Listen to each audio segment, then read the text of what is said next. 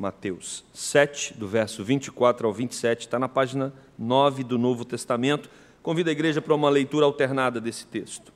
Diz assim: todo aquele, pois, que ouve estas minhas palavras e as pratica, será comparado a um homem prudente que edificou a sua casa sobre a rocha.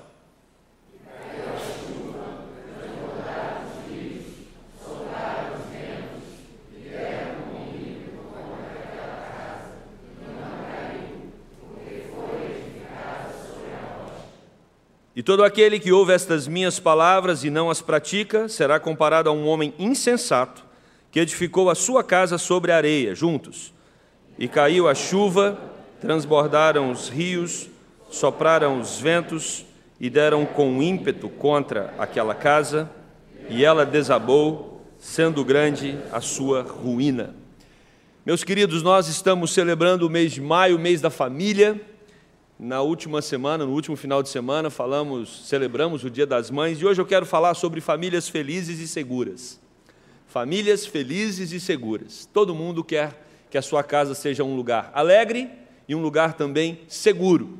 Nós vivemos numa realidade um tanto quanto insegura. E como é bom quando nós chegamos em casa tranquilos, guardados e protegidos pela mão de Deus. Mas quando nós pensamos na segurança da nossa família, essa segurança vai muito além das questões físicas. Nós precisamos ter a segurança espiritual no nosso lar. E quando nós pensamos na segurança espiritual, nós precisamos trazer à nossa memória quais os elementos que estão servindo como fundamento na nossa casa. E eu quero introduzir esse assunto pensando numa teoria chamada teoria do apego. Quem desenvolveu essa teoria foi John Bowlby. Ele fala sobre a importância do apego na vida de uma criança. Uma criança, ela precisa ter claramente a segurança dos seus pais, e essa segurança, ela acontece não somente com a preocupação que os pais têm em transmitir essa proteção, mas também na ação dos pais para com os seus filhos. Isso vai, sem dúvida nenhuma, montar na criança, na mente, na memória da criança, todo um processo onde ela vai sempre recorrer aos pais quando se sentir insegura. Não é assim que funciona? Sempre que uma criança está em apuros, a reação natural dela é correr em direção ao papai ou à mamãe. Então, essa teoria do apego vai dizer que quando uma criança, ela tem dificuldade de perceber os pais como sendo fonte de segurança para elas, é natural que essas crianças desenvolvam uma dificuldade na autoestima quando elas forem adultas. É natural que quando elas estiverem no meio de uma situação de tensão, elas não saibam o que fazer, porque enquanto criança elas não tinham a segurança em recorrer aos pais. Por isso é muito importante, você que tem filho ainda pequeno, você criar o seu filho lembrando sempre que ele precisa ter você, a sua presença, o seu colo, o seu abraço, o seu apego como fonte de segurança para ele. É necessário contato. Bowlby vai falar que é necessário esse apego, não só na consciência da criança, dela saber que papai e mamãe estão a protegendo, mas quando ela corre na direção do papai e da mamãe, é necessário que os pais a acolham fisicamente, é necessário toque, é necessário contato, é necessária a proteção física. A criança precisa se sentir acolhida. E para mim esse texto é um texto também que fala sobre toque, que fala sobre acolhimento. Nós estamos desenvolvendo a nossa vida e queremos desenvolver uma vida feliz e queremos também uma vida com segurança. Esse texto que nós lemos está dentro de um contexto onde Jesus inicia o Sermão do Monte falando sobre felicidade. Eu duvido que tenha alguém aqui dentro hoje que não quer ser feliz. Talvez você não esteja num bom momento na sua vida, mas todos nós, de alguma forma, queremos a felicidade. Queremos uma vida marcada pela paz, pela tranquilidade. E Jesus está dizendo aqui nesse texto, né, no contexto mais amplo, ali no capítulo 5, quando começa o Sermão do Monte, que a fé cristã é uma fé que traz ao coração do homem a verdadeira felicidade. E não é só nesse texto que nós percebemos Deus prometendo ao homem a alegria verdadeira. Você vai encontrar isso também no livro de Salmos, em vários salmos. Aliás, o primeiro salmo já começa dizendo o quê? Bem-aventurado. Ou seja, a Bíblia, ela está aqui à nossa disposição, na nossa língua, para nos apontar o caminho da felicidade. O problema é que, às vezes, nós temos dificuldade de entender e de obedecer aquilo que Deus estabelece como caminho para nossa felicidade. Até porque, quando a gente lê lá o começo do Sermão do Monte, no capítulo 5, Jesus vai dizer que bem-aventurado ou feliz é aquele que é humilde de coração. E humildade é alguma coisa que nós temos dificuldade de desenvolver na nossa vida, porque humildade significa esvaziar-se de si. Humildade significa reconhecer o senhorio de Jesus, e a partir daí já começa uma tensão, porque nós achamos que, uma vez que a vida é nossa, quem tem que fazer as opções da vida sou eu e não o outro, mesmo que esse outro seja Cristo. Mas humilde é aquele que reconhece o senhorio de Jesus, e esse humilde vai herdar o reino dos céus. Ali no começo, Jesus também vai dizer que felicidade, olha que aparente contradição, felicidade é algo reservado para aqueles que choram. Como pode os que choram serem felizes? Mas o que nós entendemos nesse texto, e a ideia do texto é, quando você se depara com a sua realidade, quando você se depara com a sua humildade verdadeira, que mostra que você não vale nada sem Deus, que sem Deus você está completamente perdido, sem Deus não há esperança para você. Quando você se depara com essa sua realidade, isso provoca em você reações de choro. Choro que demonstra tanto o quanto você está perdido sem Deus, como também choro que demonstra o quanto você se encontrou em Deus. Porque quanto mais você se percebe como perdido, mais o seu encontro com Deus vai ter significado para você. E às vezes isso é transformado em lágrimas. A felicidade é para os mansos. Mansidão aqui é alguém que se deixa dominar por Deus, é alguém que se rende, é alguém que se entrega, até por uma consequência natural da humildade. A felicidade é para aqueles que têm fome e sede de justiça, mas não uma justiça a qualquer custo, uma justiça cega, não. É uma justiça que é dosada pela misericórdia. E o que é misericórdia? Misericórdia é quando Deus não nos pune como merecemos. Então, ao mesmo tempo que nós temos que ter fome e sede de justiça, nós também precisamos ter a misericórdia. São elementos que vão promover a verdadeira felicidade no nosso coração. Felicidade é para aqueles que são limpos de coração, porque esses verão a Deus. Se você quer ser feliz, você precisa se distanciar o máximo possível daquilo que entristece o coração de Deus. Felicidade é para quem promove a paz e não para quem promove intrigas. Felicidade são para aqueles que são perseguidos por causa do reino de Deus, por causa da justiça do Senhor. Então, nós, logo no começo do Sermão do Monte, percebemos que Deus está apontando para nós um caminho que vai produzir felicidade para a nossa vida e também para as nossas famílias. É como se fosse um sumário para todo o Sermão do Monte, porque a partir desse texto aqui introdutório, Jesus vai mostrar como isso acontece. Isso acontece quando temos uma vida de oração, isso acontece quando nós amamos a Deus sobre todas as coisas, isso acontece quando nós não temos uma religiosidade cega, isso acontece quando nós vivemos uma intimidade com Deus de tal forma que essa intimidade afeta todas as pessoas que estão ao nosso redor. É quando nós exercemos a nossa vida devocional com seriedade. Então, Jesus vai mostrar como nós poderemos encontrar essa felicidade que ele trata aqui no começo do Sermão do Monte. E aí, se nós vivermos isso, nós seremos como sal e luz na terra, porque todos perceberão que existe alguma coisa diferente em nós. Se você trabalha num ambiente onde é natural mentir e você não mente, você vai se destacar com muita facilidade e às vezes vai até sofrer por isso. Se você trabalha num ambiente onde todo mundo tenta trabalhar o menos possível e você, como um cristão que e sabe que tem que fazer tudo para a honra e glória do Senhor, tenta produzir o máximo possível, num ambiente onde as pessoas querem trabalhar o mínimo possível, você vai ter problema, mas você também vai se destacar no meio daquelas pessoas como alguém que leva o seu trabalho a sério. Ou seja, não tem como nós passarmos despercebidos se nós tivermos uma fé verdadeira, pautada nos princípios que Deus deixou para nós. Mas Jesus tinha ali no público dele várias pessoas, como nós temos aqui hoje. Nós temos aqui adolescentes, pré-adolescentes, jovens, adultos, cada um com a sua realidade, cada um com a sua história. Nós temos aqui pessoas mais religiosas, menos religiosas, às vezes pessoas que nem são religiosas. Nós temos aqui um público bem heterogêneo, talvez um público semelhante àquele que Jesus estava se dirigindo para ele. Haviam ali religiosos que amavam a lei de Deus mais do que ao próprio Deus. Jesus tinha muito problema com essa turma, porque eles eram chamados de legalistas, né? Quando ele ama a lei mais do que ao Deus da lei.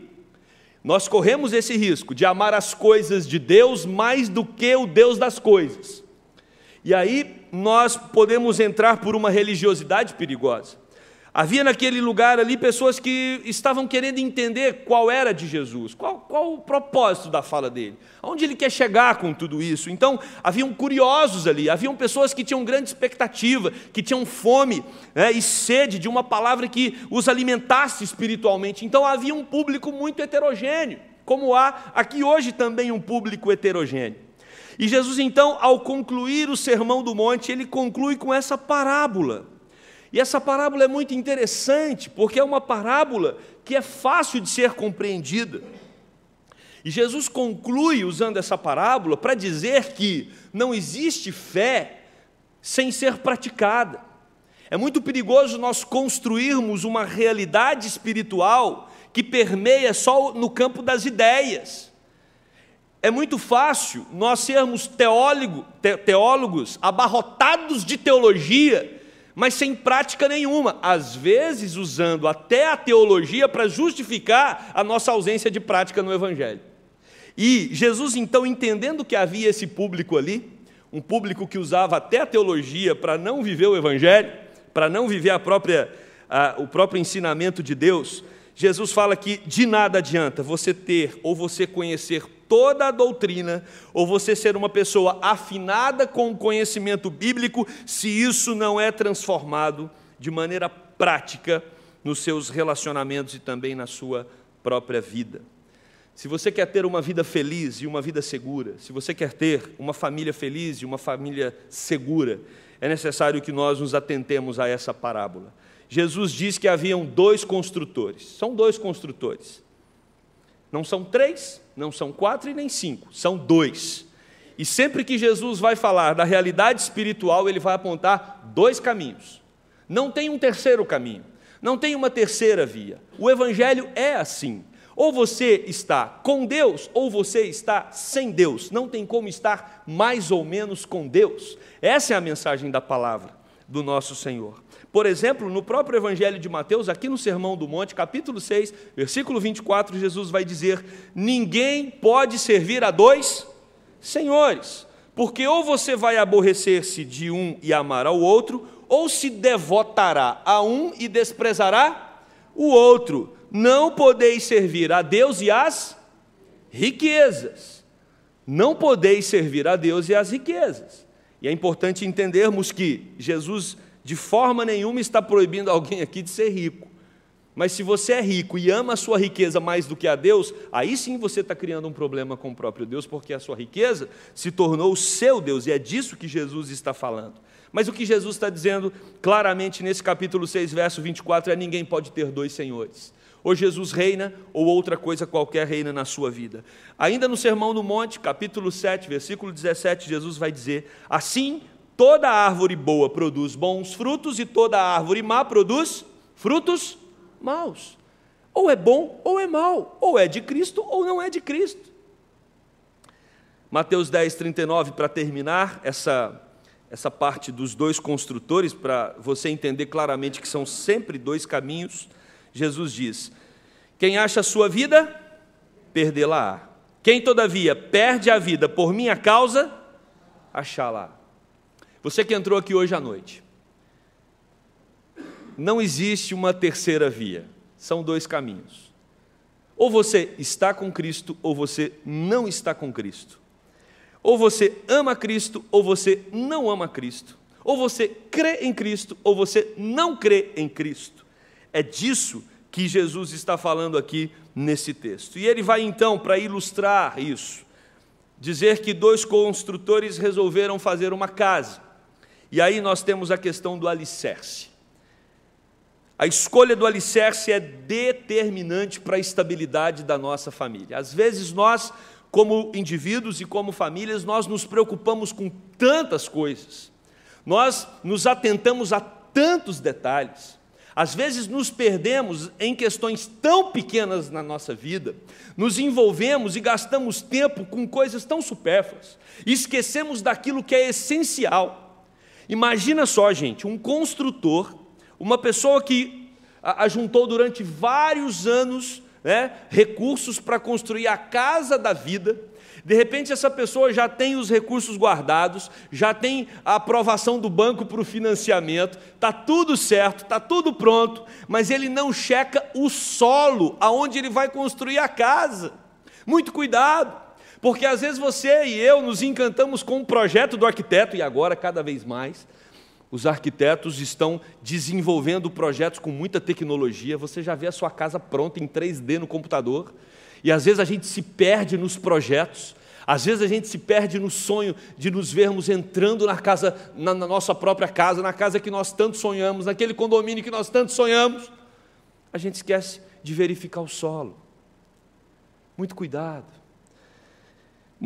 para você não se perder nas cores, nas luzes desse mundo e esquecer daquilo que é essencial para a sua vida, porque a vida passa. Os nossos dias estão passando e nós precisamos nos atentar aos alicerces que nós estamos estabelecendo para a nossa caminhada. Há pouco mais de um mês, 39 casas foram demolidas pela Prefeitura de Maceió por estarem em área de risco. Vivemos aqui no Rio e direto a gente percebe, em época de chuva, casas caindo porque foram construídas em áreas de risco.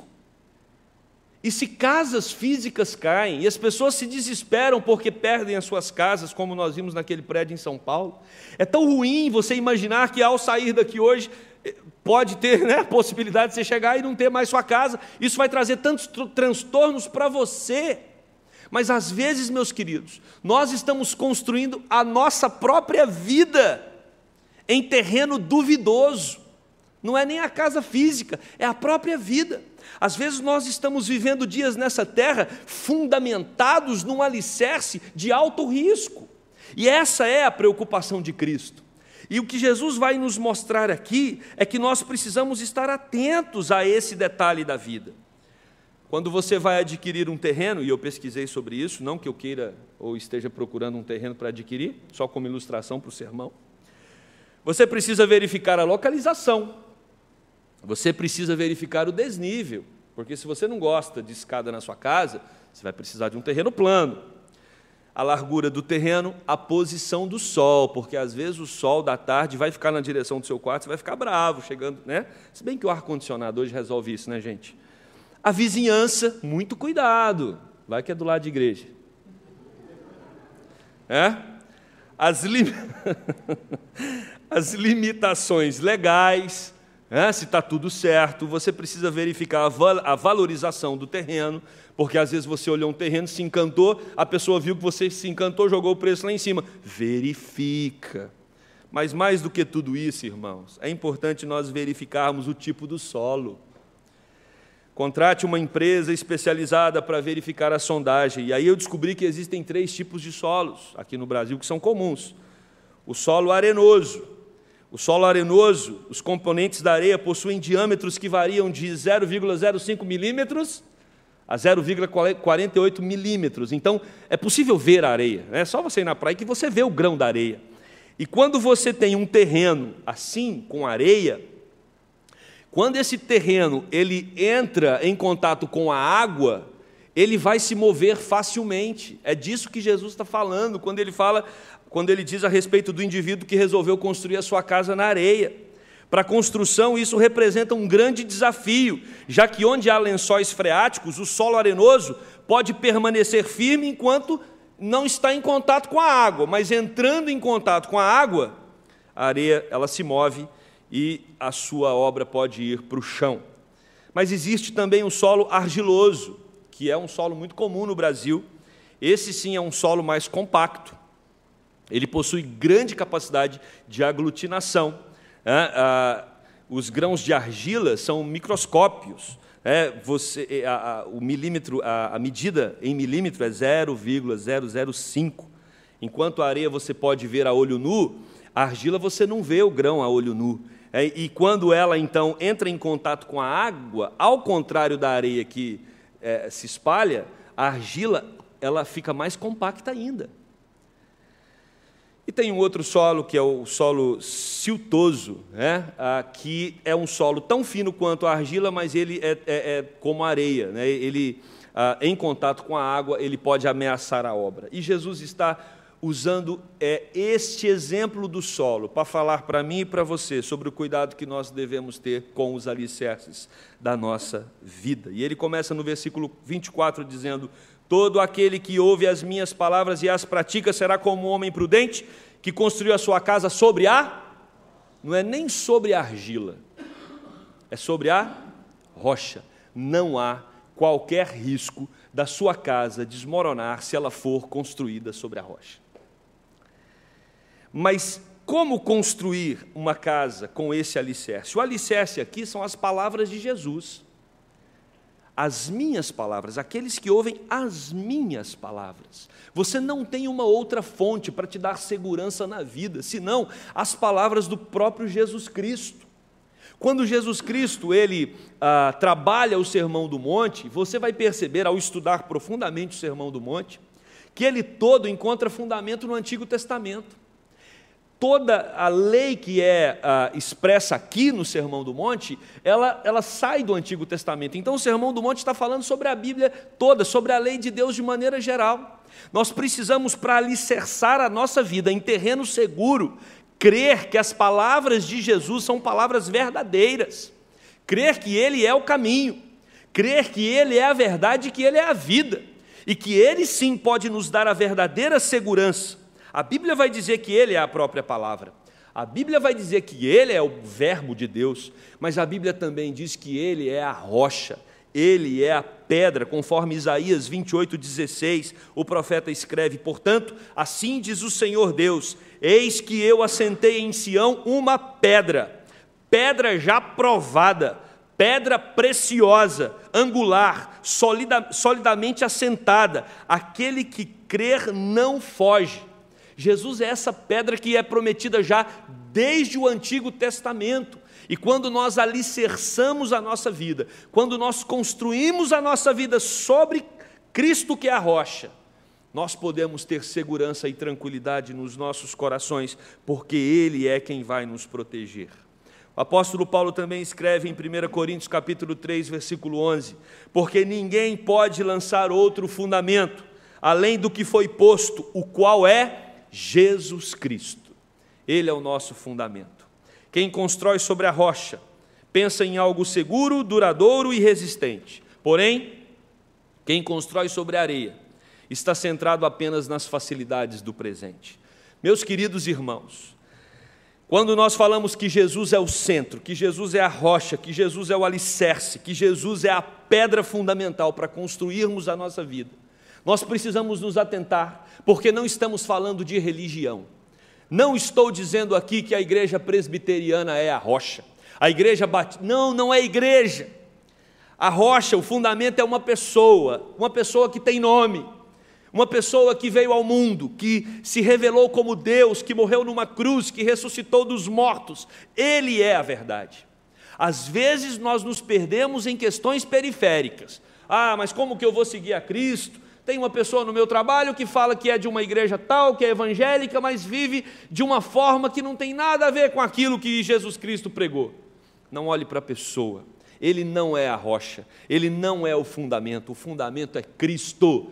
Olhe para Cristo em todo momento da sua vida e você terá uma vida marcada pela felicidade e pela segurança. A sua casa precisa ser estabelecida tendo Cristo como fundamento, porque tudo que não é estabelecido em Cristo é estabelecido na areia. Pode até ficar bonita a casa pode até durar um tempo, mas conforme o texto nos mostra, vai chegar num determinado momento, aonde a chuva vai cair, o rio vai transbordar, o vento vai soprar e a resistência da casa será testada. É muito interessante esse texto aqui, porque o que Jesus está mostrando para mim e para você é que em algum momento a tempestade virá. Não existe bonança em toda a nossa jornada aqui na terra. Se você acredita que é possível atravessar toda a sua existência nessa terra, vivendo um mar de felicidade, um mar de rosas, você certamente enfrenta alguma patologia na sua vida. Você é um lunático. Se você falar para mim hoje à noite que você nunca sofreu, que você nunca teve problema, a gente precisa conversar depois do culto. Eu convido o Marcos, psiquiatra da nossa igreja, para nos ajudar nessa conversa. Né, Marcos? Porque nós temos problemas. Jesus Cristo falou que teríamos problemas, ou não disse? Nesse mundo tereis aflições. Então, se você entrou aqui nessa igreja hoje sofrendo, aqui é o seu lugar, meu querido. Aqui é lugar de gente que tem dores. Aqui é o lugar de gente que se percebe como fraca. Aqui é o lugar de gente que, quando entra por aquela porta e assenta nesse banco, olha para os problemas em algum momento da vida e diz: mas esses problemas estão grandes demais, eu acho que eu não vou suportar. Isso é humildade, é reconhecimento de que você não dá conta sozinho. O que você não pode esquecer é que você está sobre a rocha. O vento pode bater, a tempestade pode vir, momentos difíceis nós atravessaremos, mas Jesus Cristo está conosco em todo o processo e a sua casa não vai cair. Essa é a promessa de Jesus para a sua vida. Se você tem fundamentado a sua caminhada e a sua jornada, crendo em Jesus, ouvindo as palavras de Jesus, guardando essas palavras no seu coração, temendo a Jesus como Senhor, como Deus da sua vida, honrando o seu nome, fica tranquilo. Não é que você não vai ter problema, mas é que você estará seguro. Porque se tem alguém que entende de apego, é Jesus Cristo. Se tem alguém que está sempre de braços abertos para te acolher, o nome dele é Jesus Cristo. Leia os evangelhos e perceba isso com clareza. Não há um que clame por Jesus que não seja respondido. Jesus Cristo está pronto para atender aos clamores de todo aquele que recorre a ele. Uma casa permanece e a outra desaba por causa do alicerce. Cheque qual é a sua base. Cheque qual é a base da sua família. Quem sustenta a casa? Quem sustenta a sua vida? É você ou é Jesus Cristo? Humilde é aquele que se reconhece como areia. Sozinho eu sou areia. Sozinho eu vou ser um indivíduo instável. Sozinho eu não tenho como me firmar diante das tempestades. Mas com Cristo, eu posso até chorar, mas eu sei que Ele, como rocha, vai me proteger e vai me sustentar. O Sermão do Monte é um convite para depender de Cristo o tempo todo. O Sermão do Monte é um convite para você estar feliz e seguro. Não porque você está sem problema, mas porque você sabe a qualidade do alicerce. Você sabe que esse alicerce é resistente. E quando você olha para a história, vai lá para os evangelhos, vai para a história da igreja, você vai perceber claramente que quem teve Cristo como alicerce não teve uma vida fácil, teve os intempéries da vida, mas foram guardados e protegidos por essa poderosa mão. Quero concluir esse sermão dizendo para você que, assim como uma criança, ela sabe que diante de uma ameaça, ela pode correr para os braços do papai ou da mamãe, que ela vai ser acolhida, guardada e protegida naquele momento. Você também precisa crer e entender que diante de uma ameaça que você enfrentar, Deus está sempre pronto para acolher você, para proteger você, para amparar você. Deus se interessa pela sua felicidade, Deus se interessa pela sua segurança mais de qualquer outra pessoa, mais do que qualquer outra pessoa. A grande pergunta é se você tem construído a sua casa alicerçado na palavra. alicerçado na voz do Supremo Pastor, que é Jesus Cristo. Se você tem meditado nesse livro sagrado e procurado aplicar aquilo que o próprio Cristo coloca para você, se você tem feito isso, nos dias de adversidade, você receberá o cuidado do Supremo Pastor. E você vai descobrir que você construiu uma casa, e essa casa resistiu aos intempéries da vida, porque a rocha que te sustentou foi Jesus Cristo, o Todo-Poderoso, aquele que veio ao mundo, que transformou a realidade de milhares de pessoas, curou vários enfermos, ressuscitou os mortos, Ele mesmo ressuscitou ao terceiro dia, e Ele pode dizer com toda autoridade e segurança: não se preocupe, eu estou com você. Creia nesse Jesus, descanse nesse Jesus, e tenha uma vida cheia de alegria, uma vida cheia de segurança, na certeza de que Ele está com você o tempo todo.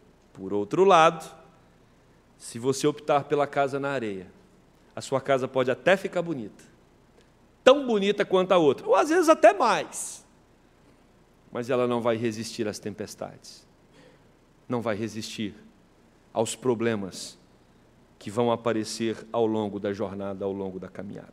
Que Deus tenha misericórdia de nós, e que nós, como igreja do Senhor Jesus, possamos estar ali, acolhidos, juntos, sobre Ele, que é a rocha que nos sustenta. Amém? Convido você a fechar os seus olhos, e eu quero te fazer uma pergunta muito importante. Se você estivesse naquela multidão, ouvindo esse sermão do monte, quando Jesus estivesse já terminando esse sermão, essa pregação, qual seria a sua reação? Ao ouvir esse convite de Jesus para que você construa a sua casa sobre Ele, que é a rocha, qual a resposta do seu coração? Se você já tem Jesus, qual tem sido a sua resposta a esse convite dEle, todos os dias para você? Creia em mim, confie em mim, aprenda comigo, volte-se para mim, descanse em mim, eu estou com você, eu te protejo, eu te guardo, eu produzo a verdadeira felicidade no seu coração. Ou você ainda insiste em tentar construir a sua casa sobre a areia?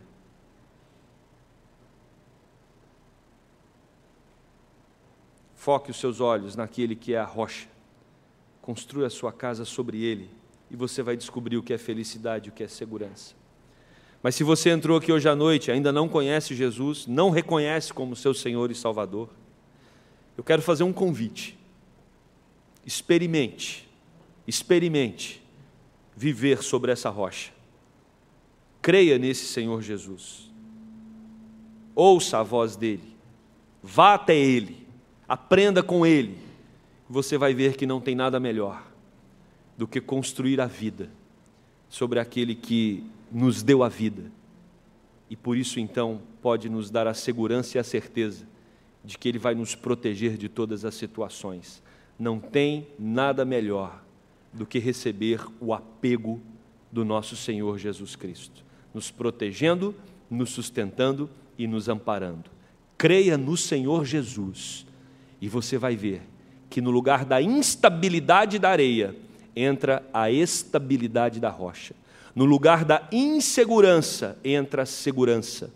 No lugar do medo, entra o cuidado e a proteção. Creia no Senhor Jesus, e você terá a vida eterna. Vamos orar. Pai querido, não nos deixe, Deus, nos perdermos nas questões periféricas da vida. Não nos deixe nos perder nas questões periféricas da religiosidade. Às vezes, Deus, somos atraídos por coisas que não estão no centro, no cerne. Nos ajude, Deus, a olhar sempre para Jesus, porque Ele é o centro de tudo. Ele é o Senhor da igreja, Ele é o dono da igreja, Ele é o Deus da igreja, Ele é o pastor da igreja.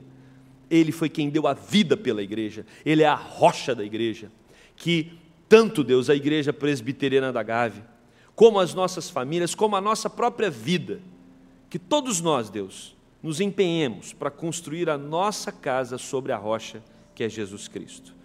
Que o Senhor nos ajude, Deus, a amar a Tua palavra, a nos envolvermos com a Tua palavra, a termos uma vida de alegria com a Tua palavra, para que o Teu nome em nós seja glorificado e para que a paz, a alegria e a segurança do Senhor reine em nossos corações. Essa é a nossa oração, Deus, no nome de Jesus Cristo, nosso Senhor e Salvador. Amém e amém.